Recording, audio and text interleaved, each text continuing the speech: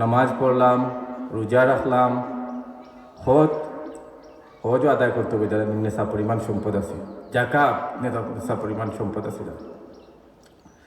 ইসলাম, আমি প্রথমেই বলেছিলাম যে ইসলাম, আমরা যদি মুসলমান হয়ে যাই তাহলে যারা মুসলমান না হয় তাদের একটা আয়াত আছে, ইন্নাল্লাহা লা ইয়াগফিরু আন ইউশরাকা বিহি ওয়া ইয়াগফিরু মা দুনা যালিকা লিমান ইয়াশা।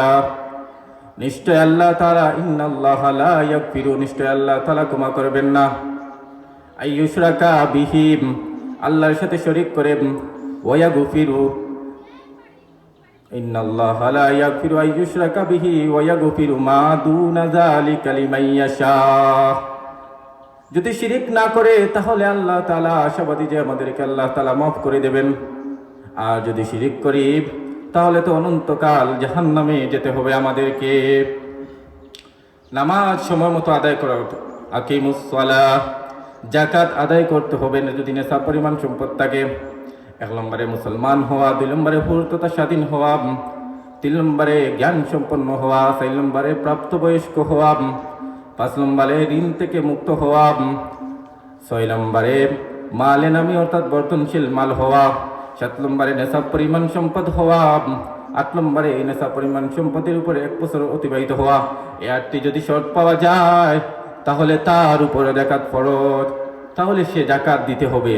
হযরত আবু বকর রাদিয়াল্লাহু তাআলা আনহু বলেন, যখন নবী করিম সাল্লাল্লাহু আলাইহি সাল্লাম মারা গেছেন তারপর অনেকরা যাকাত দিতে অস্বীকার করল। হযরত আবু বকর রাদিয়াল্লাহু তাআলা আনহু, যিনি ছিলেন নরম দিলের মানুষ, তিনি এমন কঠোর হলেন, তিনি যখন খেলাফতে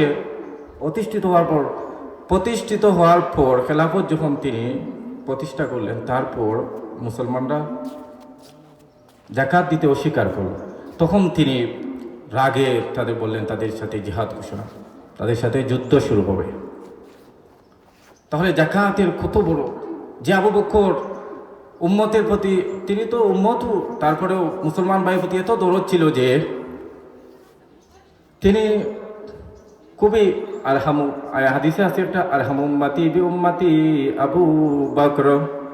হযরত আবু বকর রাদিয়াল্লাহু তাআলা আনহু মুসলমানদের প্রতি ছিলেন দরদ, দয়াশীল। তিনিও যদি বলেন যে যাকাত দিবে না, তাদের সাথে যুদ্ধ ঘোষণা করা হবে, তাহলে যাকাতের কি গুরুত্ব বুঝতে পারছেন। যাদের টাকা পয়সা আছে, নেশা পরিমাণ সম্পদ আছে, তাদেরকে অবশ্যই যাকাত দিতে হবে। তাহলে ইসলামের 1 নম্বর হলো কালিমা, 2 নম্বরে নামাজ, রোজা, 4 নম্বরে হজ।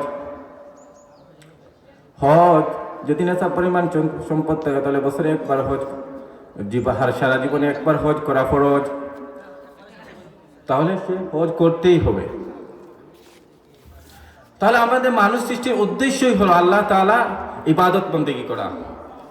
তো আমি আরো একটা আয়াত আপনাদেরকে পাঠ তেলাওয়াত করতেছি, আয়াতের মাঝখানে আছে, ওয়া তাআওয়ানু আলাল বিররি ওয়াত তাকওয়া ওয়া লা তাআওয়ানু আলাল ইসমি ওয়াল উদওয়ান। তোমরা পরস্পর ভালো কাজে, ওয়া তাআওয়ানু আলাল বিররি ওয়াত তাকওয়া, পুণ্য কাজে এবং খোদাভীতিতে পরস্পরকে সহযোগিতা করো, ওয়া লা তাআওয়ানু আলাল ইসমি ওয়াল উদওয়ান, পাপ কাজে এবং সীমালঙ্ঘনে তোমরা সাহায্য সহযোগিতা করো না। তাহলে আমরা কোথায় সাহায্য সহযোগিতা করবো? যাদের টাকা পয়সা আছে তাদের, যা বালা কাজে আপনাদের টাকা পয়সা খরচ করতে হবে। আল্লাহ আপনাকে টাকা দিচ্ছেন, সেই টাকার হিসাব অবশ্যই হবে।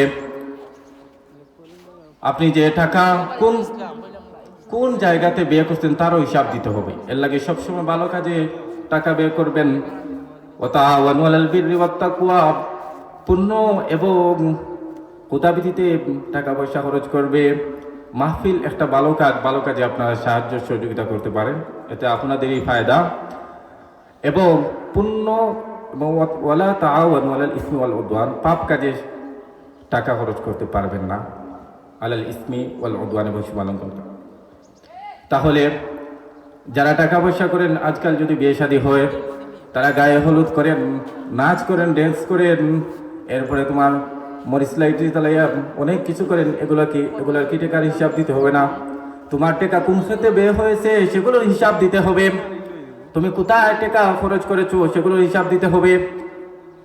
আল্লাহর কাছে হিসাব দিতে হবে কোন খাতে টাকা ব্যয় করেছো। আর যদি ভালো কাজে আমরা টাকা ব্যয় করি, এগুলো আমরাই পাবো এবং আল্লাহ তাআলা আমাদেরকে এর প্রতিদানও দিবেন। ভাই অদুস্থ বুজুর্গের کرام, আমাদের ওয়াজ প্রায় দীর্ঘক্ষণ অনেকক্ষণ চলবে। আমি তো এই এলাকারই মানুষ, সাধারণত কয়েক মিনিট আপনাদের সামনে নসিহত পেশ করলাম। এগুলোর উপর আমাকেও আপনাদেরকে আমল করার তৌফিক দান করুন। ওয়া আখিরু দাওয়ানা আলহামদুলিল্লাহি রাব্বিল আলামিন।